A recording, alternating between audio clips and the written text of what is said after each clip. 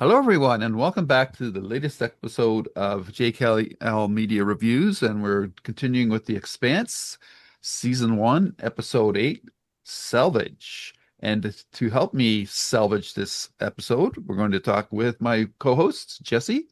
Hello, and almost And Happy New Year. almost Happy New Year. Yep, December 28th as we record this, a Sunday. And with us, as usual, is Karen. Hello, podcast queen. Hello. How's How you? everyone doing? I hope everyone has a good new year, Yes, same etc., here. etc. Like, same here. So this is, I think, a pretty impactful episode. Lots of stuff going on and a big moment as well. So let's talk about it. Karen, let's get your quick thought on this episode. Yeah, I'm actually surprised. I asked Sean if he wanted to join us because it's a pretty tentpole episode, I'm assuming, but he wants to game today. Oh, okay. Good for him. So he's sleeping in. Priorities. Yeah, he has priorities. Right now it's Call of Duty, just for those who Oh, are okay. wondering. I was just gonna ask you. Yep, Call of Duty. He vacillates between games, but the one I hate is he plays the serial killer, Dead by Daylight, Oh where yeah. you play a serial Yep. killer, and Yep. that bugs me. Yep. But VR gaming anyway, in your house? That's no VR gaming in your house? yuck, pass. Yuck. I don't Oh, want to be killing things. I no. want to pretend to be killing. But there's other games besides that. That's the only one I play though. Okay. So anyway, yeah, this was, I'm assuming, a really important episode in the series. It was for me at least. And worlds coming together is always exciting. Jesse. Yeah, I was really like this one. I agree. I was like, oh, look, two of our worlds have collided. I'm Mm, happy. And we got what you don't normally, we haven't seen, we've seen a little bit, but this was a huge, the tension and everything we're going to talk about. It was great. I really liked this episode. awesome. Yeah, I think as Karen said, story threads coming together is always a big moment in a series. I think back to shows like Lost when people would be separated for long periods of time and then would come back together. It's always a very it just gets your heart beating a little bit faster, I think. And the Expanse, we have for the first time the crew of the Rocinante and Miller from series coming together on Eros, which is interesting. That's the god of love. But we have to start off with the let's start off with the Rocinante thread. They're on their way to this rendezvous point that they're going to look for something, and they lo and behold, they find a one of the shadow ships that destroyed the Cant. And let's talk about what goes on there and what they do after they are finished with their investigation. Jesse, I'll roll it with you. Say again? I'll let you go first. Yeah, I'm sorry. What Oh, category are we starting with? what happened with the Rocinante when it found the Scopuli shadow ship, and up Oh, until the yeah. point where they leave to Yeah. head towards A, Arrow. a lot happens, right? We have our interloper is they're going to have him go on. I love that Holden reminded me just a little bit of the scene in The Godfather where Don Corleone, when he makes peace, says that, but I have another, if one of my other sons, if he talks about if anything happens to them at all, I am going to come and kill everyone. And so telling Amos, this guy's coming back, and if not, I'm because Amos is like ready to get rid of him. I If he watched this even not, breaks a fingernail, yes, he exactly. says, yeah. I watched this in two different ways. One for the storytelling, the other is the amazing visuals. They had a shot where you could tell they were, from our perspective, walking upside down, but because in space there is no gravity, there is no such thing. I even noticed, though, that when they did the writing on the wall was in the correct direction. I thought Hmm. would have been a nice touch if it had been flipped, Ah, because depending on which where you're at, yeah, good. great space suits. This, I think I've said this before. Alien, the first one, was the first show that a movie that felt real to me. Star Hmm. Trek doesn't look real. I love Star Trek, but Right. everything's clean, it's open, there's Yep. tons of space. The alien freighter looked like it's dirty, it's got things going in. It just looks, and Lived in. this, Yep. yeah, this looks lived in. Yep. This looks like they're going through this. There's even little cracks on their faceplate, but not enough Well, to break it. But or that's from the previous episode when Amos found that yeah, guy, the stowaway. Mhm. yeah, Kenzo. Kenzo. yeah. Yep. So you're going through that, and there's such a tension of seeing it's a dead ship. Oh, the power's on. And they're telling and showing at the same time something happened here. We don't know what it is, but it's confusing. Why is the hatches blown? Why are everything done? And and then you get whatever the heck that was, where this alien virus almost looks like, right? This Hmm. thing starts lighting up, and Yeah. they're smart enough to know, oh, it's drawing power. Shut everything down, and let's get the F out of here. Great segment. Great. There was not a whole lot of dialogue, but Hmm. enough that I loved that part of the episode. Okay. Karen. Yeah, agreed. The Rocinante continues to be a very interesting part of the show. I enjoy the dynamic. I can say that I liked Amos a little more in this episode. He was very droll and a little Han Solo-ish. I Mhm. don't think he is the Han Solo of the Rocinante, but biting humor. I enjoyed calling that guy a bird and a canary and then calling him Tweety later on in the episode. Yeah. I Made me chuckle. I did the colon canary statement. I was thought Yeah, about yeah, that. Yeah. it Like was Canary in great. a coal that mine. would be Yep. a good, if we were giving a rating, this would be a blank canaries in a coal mine. Yeah, I agree. He definitely cannot stand that guy, and I'm guessing we're not going to see that guy again. Who knows? But whatever his name is, Kenzo. Kenzo. Thank you. He doesn't look like a Kenzo, so it's not really Hmm. registering in my head. Yeah. Looks more like a Larry or something or a Yeah, Joe. he does. Yeah. He looks more like a simple name guy. Yep. Yep. So I'm warming to Amos, and I do like that Miller. Yep. No, not, Who is not it? Miller. No, no, Holden. Holden. Sorry. I love that Holden and he have a very tense Hmm. relationship right now. It makes for a good watch to see Hmm. them butt heads. I enjoyed that storyline a lot. I also liked that little banter about the ship name when Amos says it's called the Anubis, Yeah. and then Kenzo says Anubis. Is it spelled Yeah. Anubis? And corrects him. It's obviously Anubis. Amos doesn't care. Or Anubis, whichever you prefer. Interestingly enough, that Miller also pronounced it that way. Anubis, yeah, yeah. So they're not big on Egyptian culture, I'm No. guessing. And as someone who can't pronounce anything, I felt his pain. As Very- someone that saw and learned about the King Tut exhibit when I was young, it hurt me a little bit. Yeah. Um, Uh, yeah, so they find that ship, they blast it out of the asteroid, and I really loved when Holden says, "Remember the can't."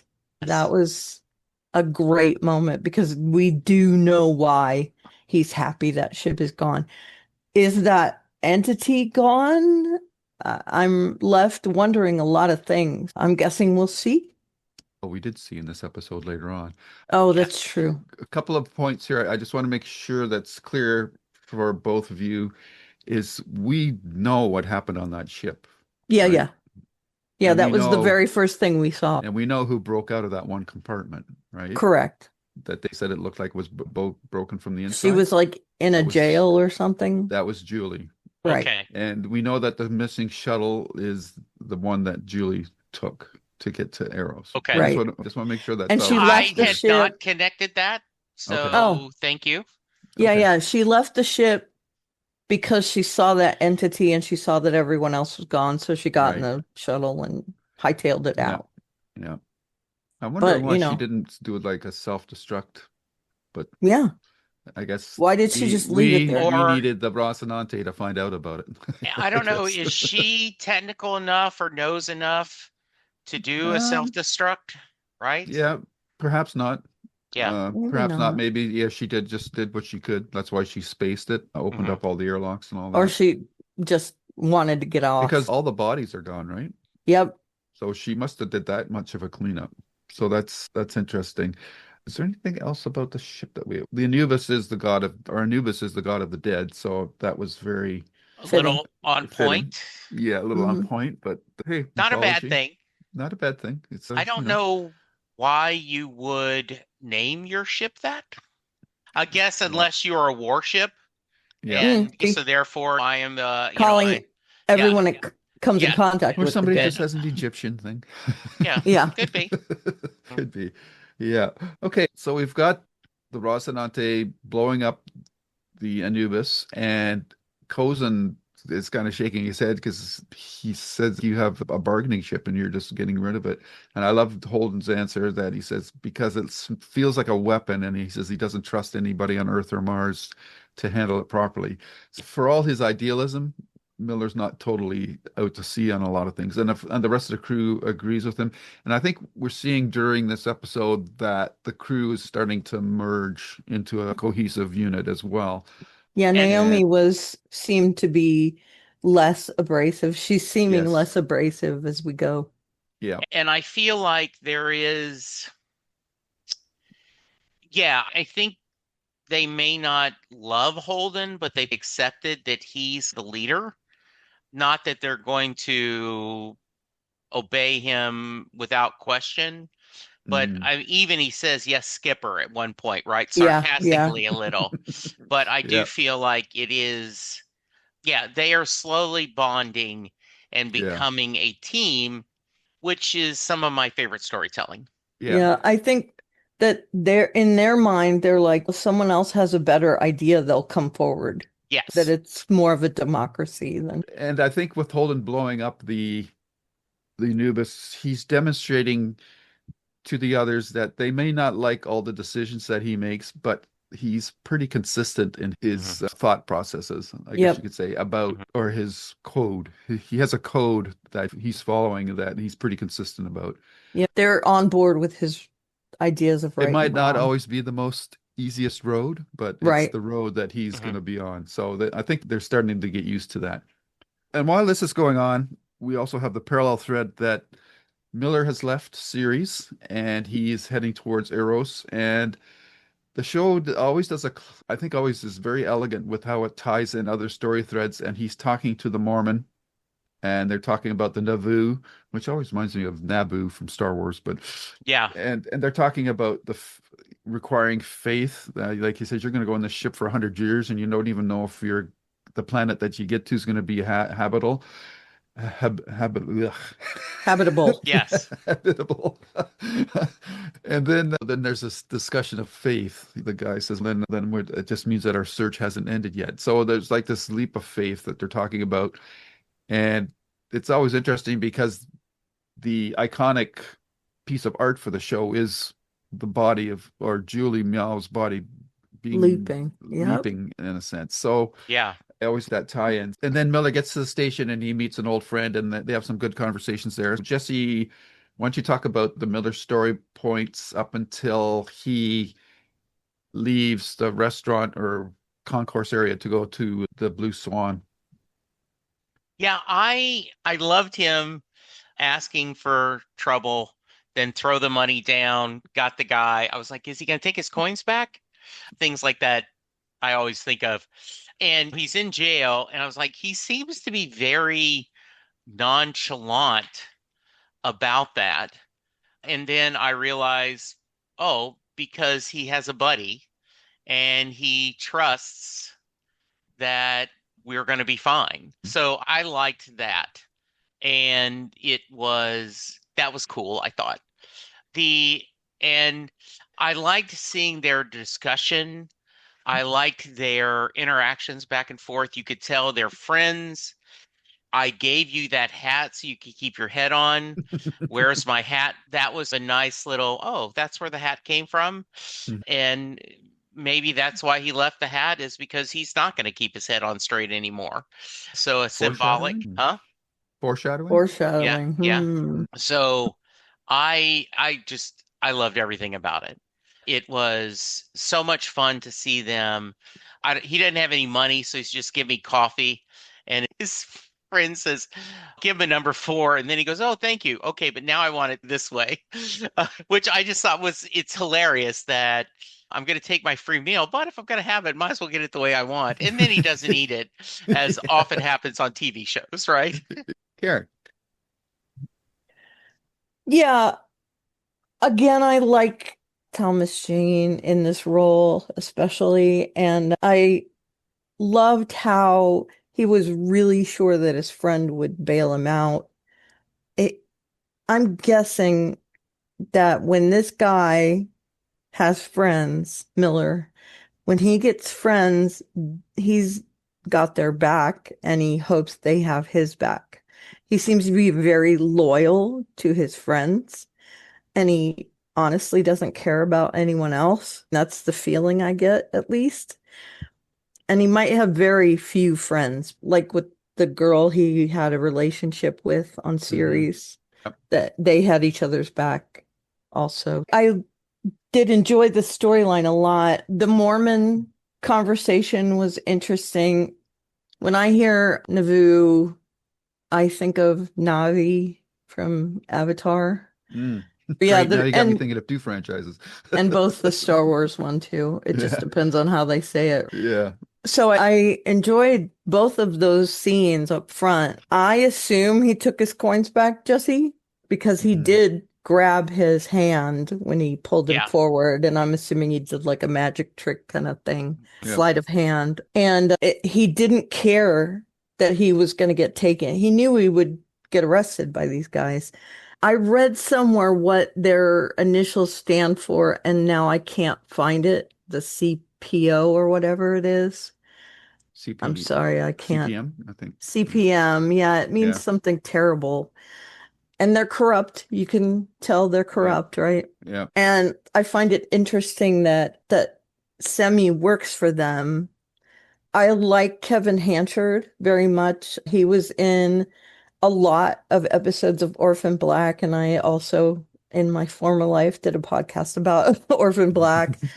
And I loved him on that. He was the detective that was investigating what went on with the clone. He was like the first civilian that found out about the clones. So I like watching him. I loved him referencing the hat because we have brought up the hat several times, and I'm like, okay, it means something. That's cool. And him buying him lunch was a pretty funny thing since it looks like he'll be taking that burrito home with him because Yes. Joe Packing up to go. Yeah. left before he could have it. Maybe he'll save it as leftovers for Joe. And their conversation was great. You can tell that Semi is in the same place as Joe was. Yeah. Joe was the sand in the clam on series. And I feel like Semi is that same way with his job here too. He's the one guy that's not corrupt, at least that we'll see, I'm guessing. So yeah, I loved that initial thing. It was a great setup for later in the episode, and learning more about the Naboo and the Mormon trip and all that was also, I think that's important as well moving forward because we have Frank Johnson over there. We got a little bit with him in this Fred episode. So Johnson. Yeah. Fred Johnson. Yeah. See, Fred could be a Kenzo. Yeah, Yeah. he could be. They should Yeah. switch names. Yeah. But yeah, Fred is not a Fred No. for real. And a Fred Johnson, no less. So yeah, I like that they're tying a lot of things together in this episode, and it's super cool. Yeah. I didn't talk about the Mormon, and I'm glad you brought it up again, Karen, and it reminded me. I thought that was a really interesting, and the Joe was more polite than I would have thought he'd been. That He, I would have been. yeah, I have been sometimes the guy that overtalks too much in a place. I try not to be, but sometimes I can be. That's And good for us here. yeah, So I'm glad. I'll tell a story after we finish recording that is just totally not this at all. Yeah, and the idea, this blind faith that we're going to go and we're going to trust that God will provide.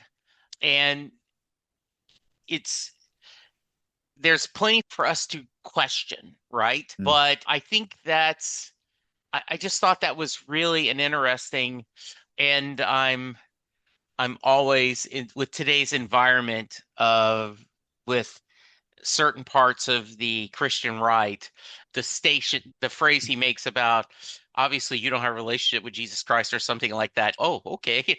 Woo, Yeah. back off, down a little bit, down a little bit. But Yeah. yeah, I don't need your uh, pamphlet. I just did. I really liked that. It also highlights that Joe has his own faith Yeah, because Joe does have faith in things. yeah, It's just not a religious faith, yeah, which I find interesting as well. yes, Yeah, he's looking for something, and that's something that I don't that's being represented to him by Julie, yeah, which is interesting given how the rest of the episode plays out. And let's cover off the next segment of the episode up until the two threads cross and they're about to go into Julie's room. Karen, why don't you talk about that whole sequence with the firefight and the Rocinante and Miller hooking up for the Sure. first time? Yeah, that hotel or flop house, that was really cool to see. And I'm tending to relate things back to other series that we've covered. Specifically in this case, there were a lot of parallels to Babylon 5, where we have a down under area place where vagrants hang Hmm. out and all that. Yeah. And unsavory things happen. We have Clo area as well. So I did an analog thing, and I I agree with you 100%, Jesse, that things are dingy, dirty. They are how they are in our real world yeah. now. There's trash on the floor when you're Right. walking. And it makes things more believable. Yeah, And it was that way on Farscape too, to a lesser extent, but it makes things seem real. yeah, And I love that this is this station is named Love. It is so ironic. It is such the opposite of this place. So them and they had a parallel storyline to Joe where Joe went about it a different way. He went to the through the channels that he's supposed to go through to find out what happened to the scopuli and the Anubis and all that. Even though he didn't do it the right way, he went through those channels. And Kenzo knows all about the unsavory parts of things, so that's where they head first. yeah, In the on board the Rocinante scenes earlier, you notice they played it up that Kenzo had no connection, like his internet wasn't yeah, working. And I knew as soon as they got on Eros, he was going to do what he was told to do and let the UN know where Holden was. yeah, And he stops the guards. He again, it's the corrupt system stopping the security forces from interrupting and knowing that he is getting people killed. yeah, And watching the dance in the lobby of that flop house was really cool. Amos, we've seen that Amos comes from that sort of place where he lived in those areas where the sex trade was going on, where there were Yeah. flop houses and things like that. So Yeah, he's he's got getting street that smarts. Yeah. he's getting that same vibe Hmm. as Kenzo's getting, although Kenzo has the inside information. He knows when he's gonna save his ass and get out of there. And Amos is the one that recognizes and communicates to Holden that they're gonna get ambushed here. Hmm. And I thought that was really cool. And I wasn't expecting it to end the way it did with Miller coming in and saving the day. I No. was guessing that they were going to meet up in Julie's apartment, but I didn't guess that they would run out of bullets, especially since they were on that warship. You would think they had like really great weapons that just in my mind, they've got all these really cool things because they're on that Martian warship thing, whatever it was. It was Yeah. armed for bear, right? Them saying we're almost out of bullets and then Joe coming in and saving the day was it made me chuckle a little bit. I gotta say it wasn't funny, but it made me chuckle. And then I was like, in my head, I think of things like, but all the guys working on the Death Star, they didn't deserve to get killed. So all those people in the lobby, some of them were not there to ambush Holden. I don't think the people that were messing with the vending machine were part of that. And of Hmm. course, the guy behind the desk were not part of that, but they Yeah. ended up getting killed. Yep. Not that they weren't in danger all the time down there. I'm guessing they were all prepared for danger, but it was really cool. And I love a good firefight, which this was a really good firefight. Afterwards, also when Holden pops up behind the desk and that desk is just completely decimated with bullets was pretty cool to see. And even though Joe, he knows Holden from all the propaganda stuff that happened on series. So Holden's in a different place with him, but he definitely is not enamored with Holden, and I'm gonna like to see them bump heads too. And I'm hoping I would love to see Joe become part of the Rocinante, but I don't think that's gonna happen. Maybe short term, but because he doesn't have a ship there. So I can't wait to see him being with them for a at least a short amount of time. Okay. The scene in the waiting room was so good Mm, because you could tell the tenseness Yeah. and you're suspicious of everyone because the way they filmed it Yep. and they're telling you there's possible danger, possible danger. And so you're looking and there is that little, oh, this machine wasn't working. And then, okay, maybe they're okay, maybe they're not. The and in fact, the actress who played that was in the lobby, I The think, hooker. yeah, the prostitute assassin is what her name is on IMDb. Larissa awesome. Standacook, prostitute assassin, and then goth assassin number one. I really thought that was wonderful. Was not expecting a shootout. We've had a few battles, but Hmm. not as much as you expect, like in a cop movie or an action thriller. So this was really interesting. The only thing I think, Karen, is they weren't they weren't packed to the gills because they weren't expecting a lot of trouble.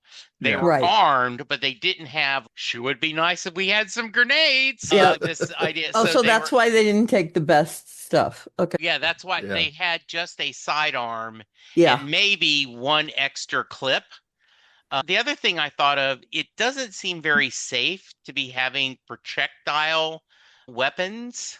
I know that one of the things that we discussed slightly is when JMS was working on Babylon 5, he wanted a gun that had to be reloaded, but wasn't just like a phaser that was forever. You could just keep showing and showing till the battery's gone. So this just seemed a little bit because of space can kill you. But it was great. And seeing the holes in the couch and everything, yeah, really nice. And then them walking together, okay, we're thanks for saving us. And he's like, yeah, I don't you wonder why, how did he pick which side to help? Is that explained later? Or do you want to, did I miss something? He didn't know it was Holden at first, so I don't know. Okay. He just recognized the hit squad for what they were. Okay. That's my read on it. Again, that's Okay. as his cop instincts or street Okay. smarts or whatever you want to say. He just Okay. like Holden and them were dressed in like in coveralls or whatever. Yeah. So They they were did trying not. to blend in, but they kind of look conspicuous too. They look like It was. tourists, I guess is the best way to put it. It Yeah. was interesting that they were in this kind of work uniform. Yeah. Yeah. But Mhm. they all looked too clean for the place, I Yeah. guess you could Yeah. say. To me they stood out like tourists. And Yeah. what again what does the letters stand for on their color? CPM. Hold on. Carne por la machina. Meat for the machine. Okay. I don't know what Gross. that means. Okay. Yeah, so agreed. Okay. Yeah. No. It's just gross. Yeah. So I'm glad, Jesse, you mentioned the direction of that sequence before the firefight started. I think it was riffing a little bit on one of those old westerns. Yeah. Or Yes. even the Absolutely. Man with No Name. Mhm. But there's no music. There's no sound effects. They're just eyeing each other and I love the quick sizing cuts. the quick cuts and that. Yeah. I had to wonder, like you, Jesse, like with projectile weapons in a space environment, seems very iffy to me. You would think that Yes. would be like a major felony or crime. And who was it? Kaz was behind the couch, and I'm going, would a couch really stop bullets? I don't think so. No. I did think that too. I So, thought but that, yeah. maybe that they're not really weapons, bullets in the way that we think. There's maybe some sort of projectiles, and maybe they're, because it's a space environment, they're designed not to go too deep. I don't know. Yeah. Like a lasery thing or something. But, Not a pew laser, just enough but to penetrate a body, Right. but not a wall or anything Right. like that sort of thing. So I don't know what the stopping power of these weapons are, but I Side just note, like they're all. Oh, go ahead. everyone should watch the Mythbusters episode where they saw what bullets could do. It can go through cars, bullets. Yeah, It's yes, very exactly. interesting to see what they can go through. Yeah, So sorry about that. it's okay. No. I just love how Holden or Miller walks into that situation and he just dispatches with those guys just like that. And Holden's Yeah. looking at him like, who the hell is this guy? And I can't remember exactly how it played out now, but Miller or Holden pushes Miller or something like that. And then Miller says, if you touch me again, there's going to be another body on the floor. Yes. Mhm. I'm calling the police. And then, Yeah. yes. And I love Amos's reaction. He goes, my kind of guy. Yeah. Yeah, Yep. exactly. Hey, brothers. Yeah, brothers in arms. So I thought that whole sequence was really well played out. And Absolutely. yeah, it's just was the first impressions that you have of characters that you've been following on separate threads when they come together is always fun to watch. And I thought they did a really good job of that. And what's interesting too is before they get into the room, Julie's room, Holden and everybody, they're expecting to find Lionel Polanski, but Miller knows that it's Julie's pseudonym. That when he says Julie's name, Holden says, who's Julie? What's he talking about?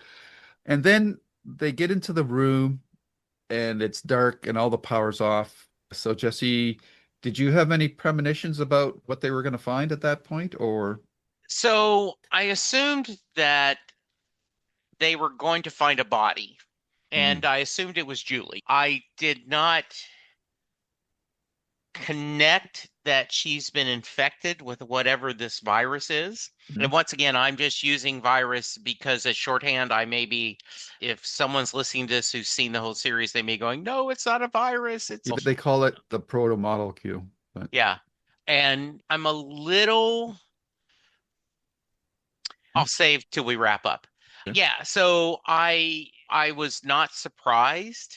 I did think I was taken out of a little bit that how efficient they were in going into the rooms. They acted like police officers and they're not police officers. Like the way they're moving, clear. That was just a little bit. I went, would they be that efficient? Yeah. Maybe they had military training. Yeah. Yeah. Because they were pretty efficient when they were on the Anubis as well. Yeah.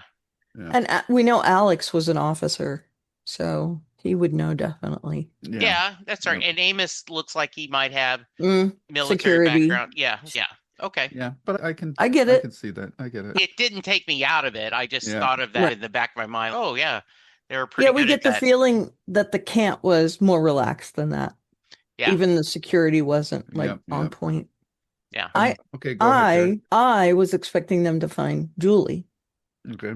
I guess so. I wasn't expecting her to be in this state, and I'm really sad for Joe. Yeah, that was the point I was gonna ask as a follow-up for you too, because this has been Joe's arc, the whole series, or this has been his Maltese Falcon, or if you will, that he's Hmm. been trying to find Julie. And now that he's found her, and she's dead. So what does that do to him? Where does that leave him? And I think even before I watched the show, I knew where he was going to go after this. But I'm just curious to hear your thoughts, Karen and Jesse, about how do you think this is going to affect Joe?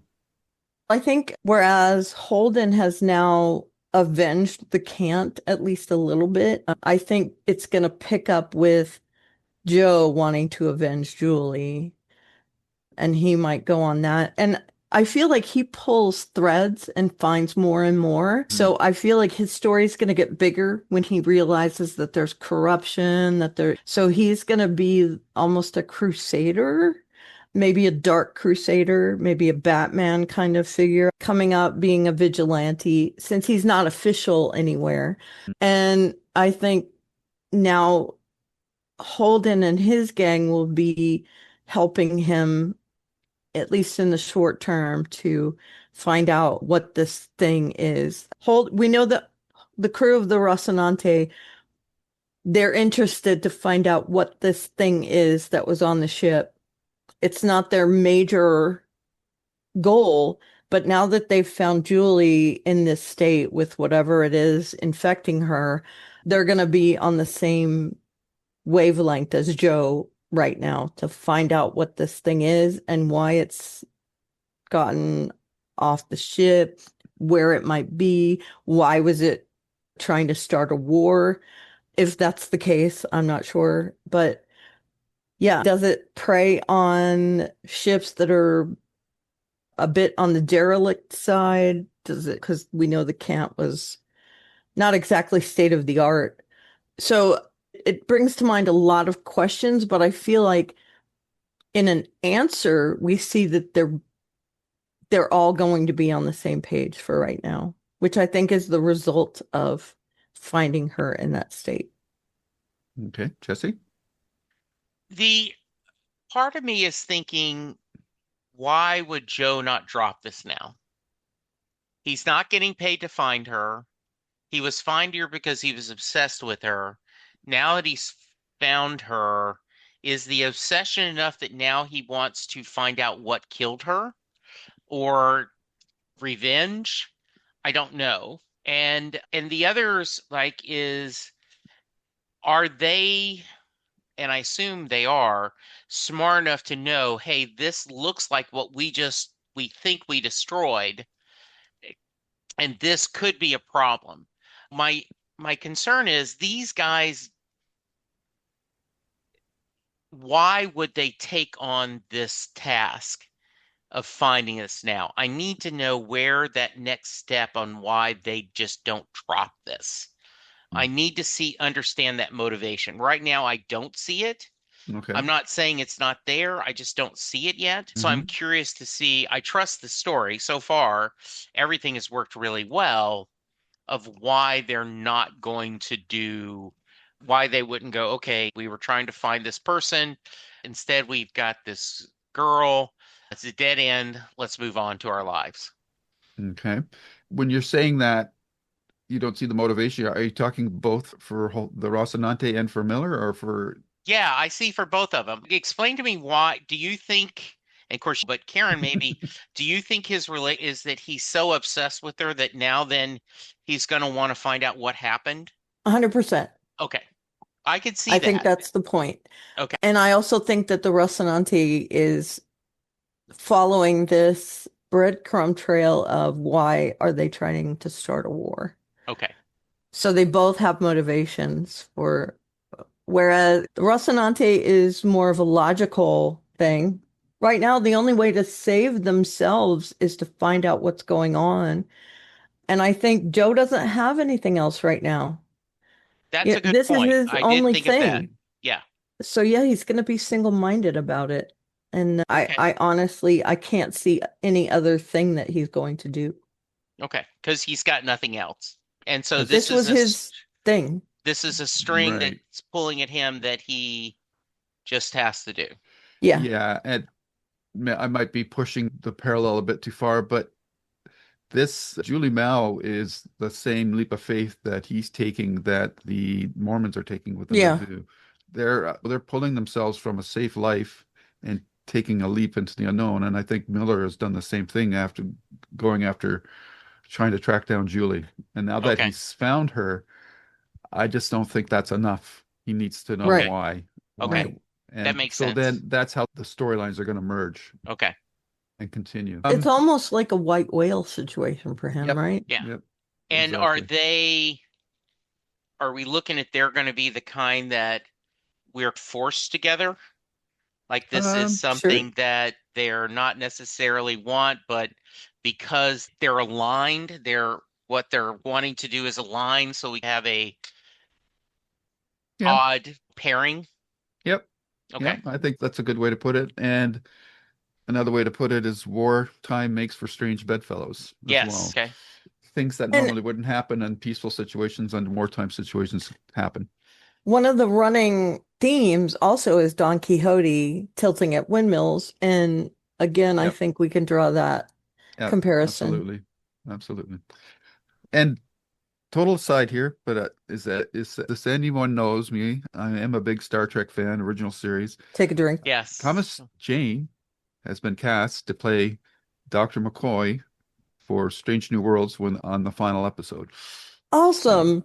I thought that was pretty cool. I So can't that's wait. something that we won't see that maybe for 2 years, but I thought that That was at first I thought that's a strange bit of casting, but then I thought, no, he's got that kind of he's got irascible, that. but Yep. prickly personality. So that could work. So yeah, so that's Mm. cool. Keith Urban does a good job too. Oh, Carl Urban, yes, he does. I'm sorry, Carl. Why am I getting everyone's first name wrong? Keith, isn't he the rock country and western singer? Yes, Keith Urban, yes, the Yes. singer. Okay. What else we got here? We got some other story threads. The one that takes place on Earth is not really super important. I think we're just keeping tabs on those characters, though the show never wastes scenes. And we do know that Earth is sending a heavy cruiser to Eros under the With pretext of engine trouble. and everyone knows they're lying, Yeah. but there's not anything they can do. I Yep. thought what was really interesting is Christian's friend that she betrayed killed Yeah. himself. Yeah. Yep. And they're DeGraff. both her kind of the undersecretary he's not her boss, but he's Aaron Wright, the guy behind the desk. yeah. Yeah. Yeah. And they're really upset by it. Go, if I know he's your friend, if you need to take a moment. Nah, I'm good. And she's so cold about it. Just I don't think so she's cold about it. I don't think she's good. I think she's No. just as upset, but she doesn't Yeah. care. And she's like, She doesn't want to be out of the loop on any Yep. yeah. decisions that are being And made. Yep. also you gotta break a few eggs to make an omelet. Yeah. Yeah. And he was an egg. They're sending the team to Tycho though, right? Not Eros. They're sending it to investigate Fred. Is Fred I on think they're Tycho? going in two directions there. The Black Ops team is going to Eros and the freighter is going to Tycho to spy on Fred. Because Fred was the one that said, "Why are they coming in?" And they say, "Oh, they have engine trouble." Fred. So I think they're going to Tycho. Okay. Yeah, wherever Not a huge the Mormon Well, ship, wherever the Mormon ship Right. is. Yes. Yeah. And I also just love that, speaking of special effects, I love that shot of the angel Oh, yeah, figurehead that was great. on the Naboo ship. So That was pretty cool. great. You're right. Sorry. There's so many threads. I know, no. Oh no, It's you're not a big yeah, deal. good. Yeah. The Earth I'm ship is trying to going get it to straight. Tycho, but the people that tried to kill Holden in that hotel lobby, that is the Black Ops team. So that's been done. So that's it. So That's what they were talking about at the desk, though, Yep. right? Yeah. Yeah. And the Aaron Wright statement, I hated him in that moment when he said, "We'll find something." Yeah. Rude. How do you Yeah. know this guy Ruthless. isn't on the up and up now? Yeah, ruthless. Yeah. Yeah. Then the other thread with Fred Johnson, with the computer tech person working to decrypt the Donager's logs, she does get them decrypted, and they have the drive signatures for the stealth ships. And there's also something else that we were not made privy to that is revealed in those logs. So we'll have to keep that in mind as well. A What I lot have going to on in this say, episode. one of the things that I notice, and I don't know that I've ever brought it up before, but it's things that are said that are things that are said on every show. I That got a bad feeling about this. there's Yeah. that, yes. But there's also stuff like you're gonna want to see this, Hmm. which that girl says to Fred. Yeah. And I'm like, he's looking over your shoulder. He's gonna see it. Why are you saying you're Well, gonna want maybe to see because she this? was on another screw, I guess another he's still folder or standing whatever. there though. Yeah, but she was displaying the drive Right. signature, and then she showed him something else. That's Yeah. why. Yeah. I get why she said it. I'm just like, why did Yeah. she put it that way? She could have said, hey, look at this too. Yeah. Or you're gonna want to see this. Yeah. Is They're just putting a lantern on it. I Yeah. know. I know. Yeah. And there's a lot of those things in the show for some reason, but and also the authors of the screenplay, the Books. books and all that, they were both in this Oh. episode. They Oh, both were made they? cameos in this Oh, episode, okay. yeah. I didn't Mhm. realize that. People on Eros Station. They were just the people walking around. Oh, okay. Mhm. I met them Frank. at a writers' convention a couple of years ago. Oh, that's cool. Yeah. Mhm. That's cool. They made cameo appearances in this episode. Okay, Awesome. cool. Oh, Very cool. So that wraps up this episode. We're left with the aftermath of what's going to happen now that they found Julie and the fact that she was killed by the proto-molecule. So the two of the story threads have come together, and now we're going to have to see what happens going forward from there. Very interesting, I think. And I thought this episode was a very good showcase of how the Expanse handles multiple story threads and characters pretty deftly. I think it's the hallmark of this show. And what I'm really excited is some of the best characters still have to come on the scene, and they don't come on the scene until later seasons. And I'm just dying to see your reactions to certain characters when they come on the screen for the first time. cool. That'll be cool. When I was watching this with my husband, I said to him, at least we're not going to get the UN in this episode because they already had three storylines going at that point because the UN part didn't come until about halfway. And he said, like that. And then when you get four storylines in a show, I feel like a lot of times one of them suffers greatly. And that didn't happen in this. We got a lot less of Fred and Tycho and a lot less of the UN. The scenes that we had of them, I feel like they were important. Yep. So it's a great way to have a lot of storylines. Everything with Pack a things in. purpose. Yep. Yep. And I will tell you one of the things that I find myself enjoying all the different storylines. I Mhm. want to know more information Yep. about this Mormon ship Yep. and why did they trust this guy and is he going to betray them? We've already seen they tried to replace him and he took You don't want control. to. These Yeah. aren't the droids you're looking for, almost. So one of the tropes that Charles and I always laugh about on Doctor Who is there's always some human who thinks that they can, and it's usually a business guy, can work with the Daleks or the Cybermen and they're going to leave them alone. And it's no, it's the frog and the scorpion. So I just think everything is fascinating about this So you series. think Fred is working with the Scorpion? Is that what you're saying? Or you think Fred I'm just is the saying you can't Scorpion? trust him. I agree. Yeah, I just don't know. What are his motivations? We know Yeah. he's not part of any organization anymore. Yeah. He's out for himself. So yeah, Mhm. there's a lot of stuff going on there. Yeah. Did the, for lack of a better word, Martian, did he want Fred to have that information or did he want Holden to have that information? He Yeah. definitely wanted someone to get that information. Mhm. It's going to be interesting to see what Fred does with that. Yeah, and I am fascinated by your statement, Lou, that some of the best characters have yet to come. I have never watched Parks and Rec. It's on my list of things Dude. that I want to. But many people say just skip season one. It's just season one. You don't need it. You don't You really. can. Yeah, it Yeah. doesn't. They find their ground on season two, and I'm feeling like, and I said the same thing in Babylon 5. I said season one is needed, but it doesn't really hit its stride till season two. Are Kind of like you? Fringe and Farscape. Yeah. Does Hmm. this feel like? Because I feel like they're hitting their stride pretty Yeah. well. Oh, I no, this show is hits its I think it hits the ground running. It's Okay. Yeah. just Me that too. it keeps adding great characters. Okay. One of which is the actor that your wife can't stand.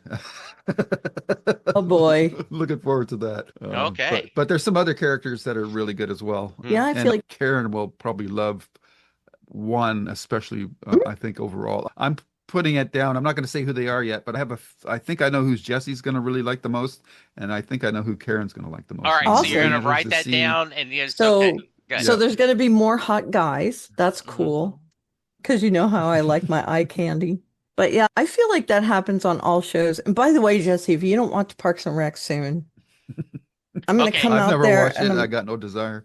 So no, is the you're not a sitcom guy, but so Jesse is. should I add that to my 2026? 100%. Okay. 100%. Okay. You can watch it slowly. And Okay. I would say don't skip season one because there are a few things there, but she is not the same person in that Okay. season than she is. Okay. And we also get Adam Scott and Rob Lowe at the end of season two, so that's a very important season to watch. Okay. Yeah, Yeah. I was gonna start it too, but I'll start Yeah. one. I'm just saying Okay. that's why people say Okay. start with season two because the guy that plays the that part, he's like an architect. Okay. He left the show and it's just not he's not Okay. very interesting. Okay. So anyway, sorry about Okay. that. But No I would problem. say Farscape's hard to get into. Star Trek The Next Generation had a horrible first season as well. That seems to be a big deal in shows. So I love that this show did not do that. It didn't rest on its laurels. It had a banger storyline for the first season, and I think it stands out. I think that comes from the fact that the series is based on books. Books, yeah. And And so that because the books are so tightly wound with each other, the show had to the show knew from the gate that it was going to be serialized, mhm, whereas like Fringe and Farscape tried to be standalone pretty well for the first season, mhm. and I don't think they really hit their stride until they started, okay, we're going to go serialized because we've got a story to tell. And once they did that, that's how it worked. Another a reverse example is Lost hit the ground running too, but they didn't know how long they had to go. So then they started to have to Yeah. invent stuff along the way, and that's when it got bogged down. When they finally got their end date, then it picked up again. The Expanse knows where it's going. Its its main pressure was that the cost of the show versus the viewership was making it harder to justify it. So that's why it switched networks and got a truncated final season. But all in It's all, so it's good. still satisfying. Yeah. Yeah. And I really think each season gets better and better. So, Good. which is not always the case in Yeah. large degree for a lot of shows. So, I'm invested. Yeah, me yeah, too. yeah, awesome. Alrighty. With all of that, Jesse, where can people find you? You can find me on social media at Jesse Jackson DFW. You can hear me talking music on Set Lusting Bruce. And I have finished up the year and I'm taking some time off, but we'll have new episodes in January. And you can hear us guys continuing to talk. We have a big episode coming up. We're going to discuss a season review of Pluribus. Karen, how about you? You can email us at jklmediareviews@gmail.com. I am at Aleveria, Aleveria on social media, and my blog is allestuff.com. And please don't get mad at me, but I'm not going to reach my reading goal this year since Jesse brought up other stuff. Right now I'm on 157 books of 200. So I don't think I'm gonna read 41 books in the next couple of days, but I'm gonna try. Let's see. I definitely won't be reading 41 books in the next few days. But besides that sad fact, you could find me on YouTube, of course, at JKLL Media's Reviews YouTube channel, where we're doing The Expanse, as well as we just finished season 1 of Pluribus. And as Jesse mentioned, we're going to have our recap, and that's going to be a crossover episode, which should be fun. There was always a lot of fun, as well as there's all our archived JKL Media episodes where we've covered various one-offs, except we do have another series that we did from start to finish, which was 12 Monkeys, a great show that I highly recommend. It's probably falls under the spotlight. It doesn't get enough recognition. A I really agree. written and acted show. We also do some music. There's some Bruce Springsteen stuff. We've done some comics, a couple of mostly one-off series. Station 11, I think, was one of our faves, as well as Devs. A lot of fun. The Peripheral was pretty good. Unfortunately, that show ended mid-story, so that always sucks when you have that issue, but still definitely Frustrating. worth watching. On my personal YouTube channel, Lou's Reviews, you'll find my archived episodes of our JKL Media Babylon 5 podcast, as well as the animated movie. The reason I didn't bring those over is because that's 5 seasons and that's a lot of episodes, and I just don't have the energy to do that. And that's really where that show lived for the most part too, so most people know where to find it there. On I also have my writer interview podcast and my Stephen King podcast. And on Twitter and Blue Sky, you can find me at Lou W. Sytsma, Sytsma. And with that, we come to the end of this episode. Next episode will be Critical Mass, episode 9. And things just keep getting more tense on The Expanse. So with that, take care, everyone. Talk to you later. Bye-bye. Bye, everyone. Bye. And scene. The proceeding has been a JKL Media production.